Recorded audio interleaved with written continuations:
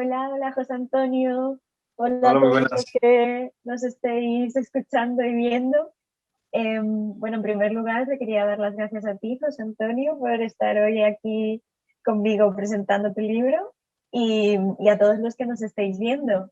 Es difícil, yo creo, en estos días hacer llegar el entusiasmo y el calor, ¿no?, con el que editamos y publicamos los libros a los lectores, porque normalmente eso a lo mejor se hace más en las presentaciones. Pero bueno, vamos a adaptarnos, ¿no, José Antonio, a este nuevo formato y como de entusiasmo vamos sobrados con este Eso, lanzamiento, eso sí. pues vamos a transmitirlo y a hacerle llegar todo el amor con el que estamos poniendo este libro en las librerías, ¿no? Hoy venimos a presentar La vida en un minuto. Yo no voy a contar mucho del argumento, eh, pero sí me gustaría decir antes de empezar que para todos los que nos estéis viendo, ¿no?, y no hayáis empezado a leer, eh, que los editores siempre nos hacemos una pregunta cuando vamos a contratar un libro, ¿no? Y es, ¿necesitan los lectores leer esta historia? Cuando leí por primera vez tu novela, José Antonio, yo recuerdo pensar que era una historia que hacía que la vida, ¿no?, y el amor como que naciera de los escombros, ¿no? Eh, y yo creo que hoy más que nunca esto es algo que necesitan los lectores. Ya hace un año o más de un año incluso que yo leí tu novela, pero creo que este sentimiento hoy más que nunca es necesario, ¿no? Yo del argumento no cuento nada, te lo dejo a ti. Cuéntanos tú un poco de qué va la vida en un minuto. Bueno, pues La vida en un minuto cuenta varias historias, ¿no? Desde el punto de vista histórico, cuenta un accidente de tren ocurrido en Torre del Bierzo, en un pueblecito minero de León, el día 3 de enero de 1944, cuando un tren Correo Expreso que venía de Madrid se accidenta en el accidente de tren más grave ocurrido en la historia de España. Y es un accidente además que la ficción no había tratado nunca hasta ahora, a pesar de que yo consideraba que era una historia fantástica, y lo sigo considerando lógicamente, ¿no? Y por tanto, en cuanto accedí a esa historia, pues me puse manos a la obra. Y luego también La vida en un minuto cuenta dos historias de dos personajes anónimos, que son dos jóvenes que tienen que vivir en un mundo, en una España, que es la España de la posguerra, ¿no? Una España muy complicada, muy difícil, pero es una historia también en la que he querido meter ese positivismo que tú hablabas antes, ¿no? El positivismo de unos personajes que, a pesar de vivir en una época de dificultades, de miseria, de hambre, de represión, tienen las ganas de salir adelante, tienen las ganas de vivir, tienen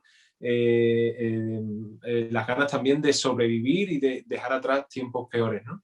Y ambos personajes, debido a circunstancias muy diversas, ambos con esas ganas digamos, de hacer progresar sus vidas, coinciden de forma casual y accidental en este tren, ¿no? La vida en un minuto también es una historia donde yo he querido dar mucha importancia al azar que configura nuestras vidas y también al destino, porque bueno, ambos personajes parecían predestinados a encontrarse ahí. Y Totalmente. es también la historia de muchos viajes, no es solo la historia del viaje de tren, sino también la historia del viaje de ambos personajes, de Daniel y Julia, que cada uno con vidas muy diferentes tienen que, pues, que hacer un viaje, ¿no? Que finalmente será aquel que les lleva a encontrarse en el tren. Voy a desgranar un poco todo lo que nos acabas de contar, para que el lector pueda ver todo lo que tiene esta novela, ¿no? Primero voy a empezar con el relato del tren, ¿no?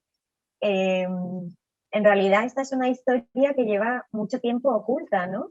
Es una historia que cuando ocurrió no salió en los periódicos, se escondió muchísimo porque el franquismo no le interesaba para nada que esto saliera, ¿no? Eran los primeros años del franquismo y intentó ocultarla por todos los medios, incluso en la novela hay un personaje periodista, ¿no?, que intentará sacarla de los periódicos y tendrá como dificultades, ¿no? Eh, y incluso a día de hoy es una historia muy poco conocida. ¿Qué te llevó a ti a escribir una novela en torno a este suceso y cómo conseguiste, no sé, toda esta documentación, ¿no?, para dar respuesta a muchas preguntas que supongo que te surgirían? Claro, bueno, lo primero, yo soy historiador, mi formación profesional es la de profesional de la historia, ¿no? Y a mí siempre, de hecho, de niño me ha llamado la atención esas historias ocultas, ¿no? Esa historia detrás de la historia, ¿no? Conocemos una historia oficial, que es la que estudian mis alumnos, porque yo soy profesor de secundaria, pero luego hay mucha historia oculta, mucha historia que está ahí detrás esperando a buenos historiadores que la saquen a la luz y también a buenos novelistas que la cuenten en buenas historias, ¿no? Así que, bueno, yo accedí a esa historia pues también de casualidad un poco. Estudiaba la época de posguerra para una investigación histórica que estaba haciendo en la universidad hace ya unos cuantos años cuando estudiaba y llegué de manera casual, como digo, a esa historia. Una historia que no conocía. Yo soy de Cádiz, o sea, alguien puede pensar que yo tengo algo que ver con el Bierzo, con León, pero yo soy gaditano, yo no tengo nada que ver con esas tierras, ¿no? Y yo no conocía esa historia. De hecho, en estos últimos días, hablando ya con personas de aquellos lugares, ¿no? Con periodistas y demás que me están entrevistando, me dicen claro, que allí es una historia muy conocida, claro, tiene totalmente lógica porque es un hecho muy traumático ocurrido en aquella zona, en el Bierzo, ¿no? Pero para Claro, el en resto de Cádiz, ¿no? Cádiz no, la verdad. Incluso para el resto de España es desconocida, por lo tanto a mí me interesaba mucho contar esa historia. Y luego, lógicamente, debido a esa situación que has comentado, ¿no? A un régimen franquista que no le interesa sacar a la luz, un accidente ocurrido fundamentalmente, ¿vale? Sin querer yo avanzar mucho más detalles, pero ocurrido por el azar y también ocurrido por una situación de malas comunicaciones. Hay que entender que estamos hablando de un momento en el que la guerra civil ha terminado hace unos años y todavía el mundo ferroviario, Renfe, no se ha recuperado del todo, ¿no? Entonces el franquismo quiso tapar lo más rápidamente posible ese suceso, tratando de silenciar a los periodistas. Como bien has dicho, hay un personaje, ¿no? En la novela que refleja un poco también una situación que se dio de manera fidedigna. Y esa situación me ha generado dificultades a la hora de encontrar también documentación, ¿no? Porque es cierto que no hay mucho al respecto. De hecho, hasta el año pasado, que coincidiendo más o menos con mi novela, que ya estaba terminada, un historiador leonés sacó una investigación histórica en torno al suceso. Hasta el año pasado era muy poco el trabajo que se había hecho desde el punto de vista puramente histórico sobre este accidente, ¿no? La Bueno, claro, es que documentación la si ni siquiera los periódicos lo sacaron, ¿no? Como... Claro, los periódicos sacaron simplemente notas de prensa en los primeros días, pero luego apenas hubo digamos, seguimiento, ni tampoco hubo una investigación oficial hecha por el régimen, ¿no? Aquello se tapó de Claro. manera lo más rápido posible y eso hace que hoy en día sea muy difícil acceder a documentación al respecto. Para documentarme con la novela he tenido que, bueno, hacer, como se dice aquí en Cádiz, en caja de bolilla, ¿no? Como se dice y acceder a lo poco que hay, ¿no? Y también a testimonios que hay de supervivientes y algunos trabajos que se han hecho desde el punto de vista periodístico también muy interesantes, que es lo que me ha ayudado a confeccionar un poco la historia de ese accidente. Pero bueno, aunque la novela tiene como telón de fondo los vagones de este tren, ¿no? En ella cuentas también, como has dicho antes, la historia de Julita y de Daniel. Y en ellos plasmas las dos caras de la España de ese momento, ¿no? Que es una España recién salida de la guerra, con un nuevo régimen encima. Cuéntanos un poco sobre estos personajes y por qué quisiste que vinieran de dos sitios tan diferentes, ¿no? Cuéntanos eso, un poco sobre ellos, que al final son Bueno, el alma de la novela. claro, mi mayor pretensión, aparte de querer contar una historia y un suceso histórico como era el accidente de tren del Bierzo, mi mayor pretensión era crear dos personajes con los que los lectores pudieran emocionarse, ¿no? Yo creo que esa es una de las claves de una buena novela, ¿no? Que el lector sea capaz de meterse en la piel de esos personajes, sentir sus sentimientos y también emocionarse con ellos, ¿no? Así que yo quise contar dos buenas historias, dos personajes que, digamos, en mi afán de historiador, contasen, digamos, también la historia de aquellas dos Españas de posguerra. Una España que no ha sufrido los envites de la guerra de manera directa, que es, digamos, una España de clase alta, sobre todo muy ejemplificado en Madrid, en aquella Madrid donde una clase alta acomodada pudo en muy pocos años pues volver a hacer su vida volviendo a las cafeterías, volviendo a las verbenas, A la hubo universidad, ¿no? eso, a la universidad, ¿no?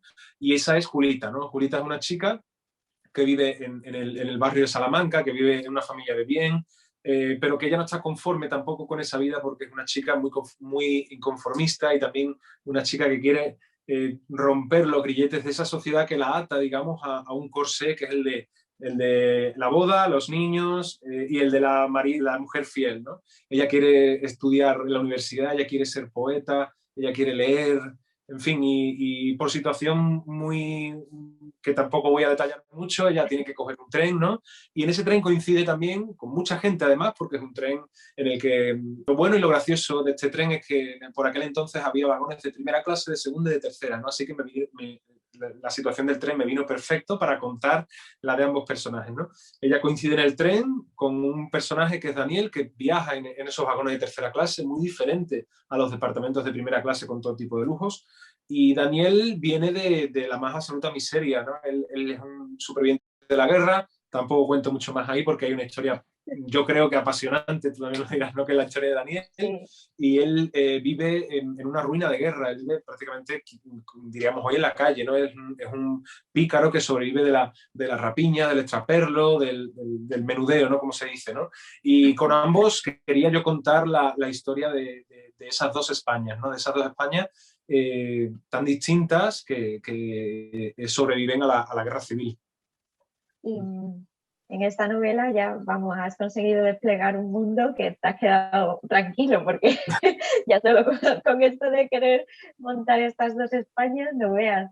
Es maravilloso, pero yo quiero que nos cuentes cómo empezó toda esta aventura, cuándo empezaste a pensar esta historia, estructurarla, escribirla, porque por un lado está toda la investigación histórica, por otro lado está el montaje de los personajes, ¿no? La creación de toda la historia de Pues amor, o sea a que tiene de todo. ver, esta historia viene de hace mucho tiempo, o al menos el concepto, ¿no?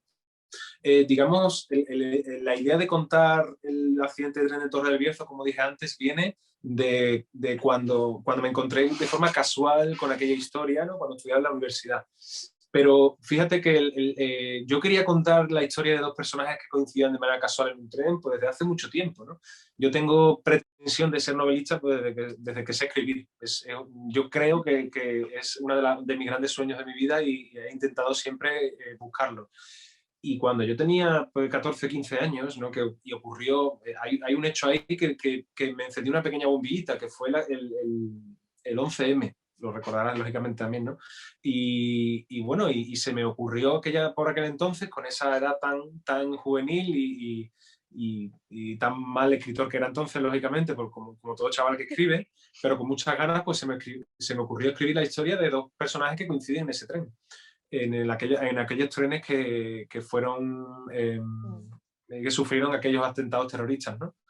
Aquella historia, como todas las historias que yo empecé con 12, 13, 14 años, las abandoné porque yo no tenía todavía las herramientas suficientes como para contar una historia. Y de hecho, una de las pretensiones mías como profesor hoy en día, que soy profesor de historia, pero también de lengua, es intentar ayudar a mis alumnos que tienen esa gana, ¿no? Como las que yo me veo muy reflejado, pues darle un poquito de herramientas para que continúen escribiendo. Pero como decía, por aquel entonces abandoné esa historia y años después en la universidad pues volví a retomar la idea de dos personajes que se coinciden en un tren. Me parece una idea súper atractiva y yo creo que a los lectores también les parecerá, ¿no? Y bueno, yo creo que comencé a plantear la escritura de esta historia pues, por 2013, fíjate si hace ya años, ¿no? Pero Sí. las circunstancias hicieron que, bueno, que me pusiese a escribir y el manuscrito estuviese terminado en torno a 2017. En 2017 comenzó el proceso más difícil que yo creo de un escritor novel y también más frustrante, que es el de buscar una casa editorial o una editorial que te lo edite, ¿no?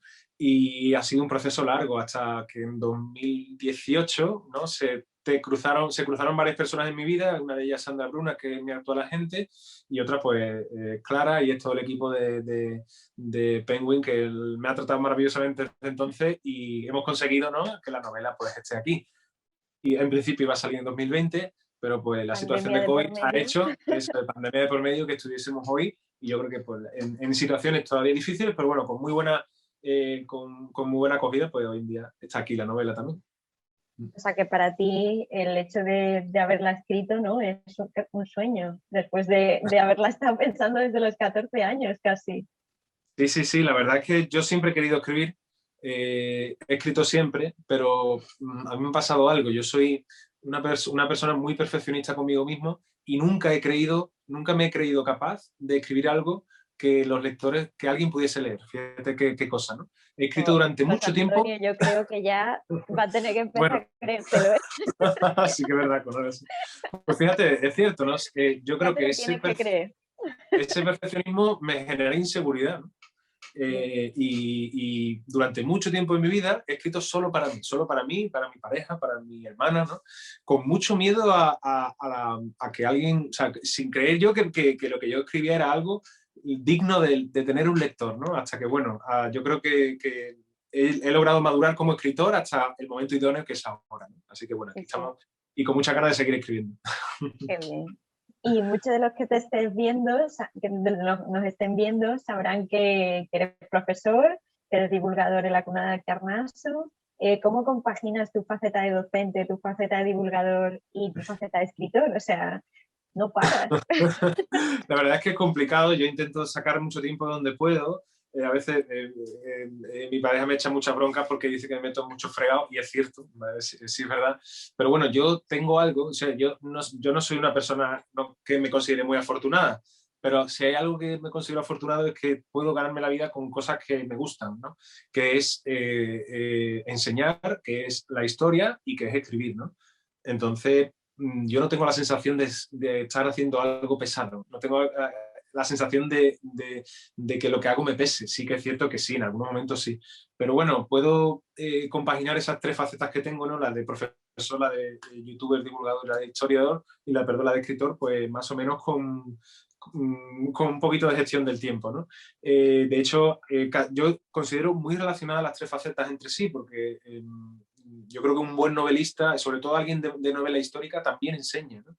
Y yo creo que un buen historiador y divulgador también se dedica a enseñar, a llevar la historia al gran público. Y yo lo que intento también es compaginar realmente con mi labor una de mis pasiones también, que es la enseñanza, ¿no? Yo considero que con una novela se puede enseñar mucho, con una novela histórica sobre todo, y también es lo que intento hacer desde YouTube, ¿no? Yo llegué a YouTube de casualidad porque no estaba en mis planes en mi vida convertirme en youtuber, y son de esas casualidades bonitas y graciosas en la vida que al final hacen pues que tengas un montón de seguidores y tengas gente que te quiere y que considera que le enseñas a través de algo tan frío como puede ser una pantalla, ¿no?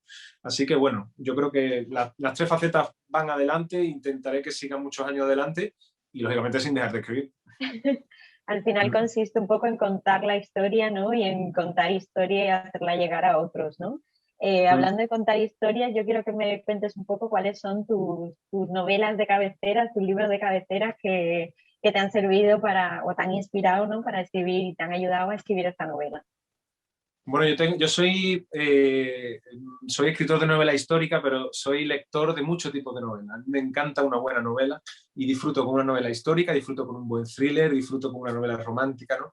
Pero si yo tuviese a una o dos escritoras de cabecera, las tengo ya en la mente, ¿no? Y tengo a mi gran referente, que es Almudena Grandes. De hecho, además, aparte de referente, tengo la gran suerte pues, de considerarla pues, una persona cercana, ¿no? Porque de hecho me ha echado una mano con la novela. Si uno coge la faja, pues se la va a encontrar ahí, ¿no? Y para mí es un gran honor maravilloso, porque Almudena para mí es de las grandes novelistas de novela histórica de España, ¿no? Yo estoy disfrutando mucho con la saga que está sacando ahora de libros, ¿no? Recomendaría pues el último que ha sacado, que es el que se encuentra en la librería, ¿no? Que es La madre de Frankenstein. He disfrutado mucho con Las tres bodas de Manolita, con Inés y la alegría, con El lector de Julio Verne. Disfruto también mucho con Julia Navarro, es otra de mis grandes escritoras de referencia, ¿no? De hecho, en la novela hay muchos de los personajes de Julia Navarro, sobre todo en el personaje de Daniel, ¿no? Recuerdo la novela Dime quién soy, que es buenísima, y alguna otra más de Julia Navarro, en el que también me inspiro, ¿no? Porque realmente muchos de los escritores escribimos también cosas que leemos, ¿no? Disfruto también mucho con Care Santos, disfruto con Arturo Pérez Reverte también, que me parece un novelista muy puntilloso, muy perfeccionista, muy bueno.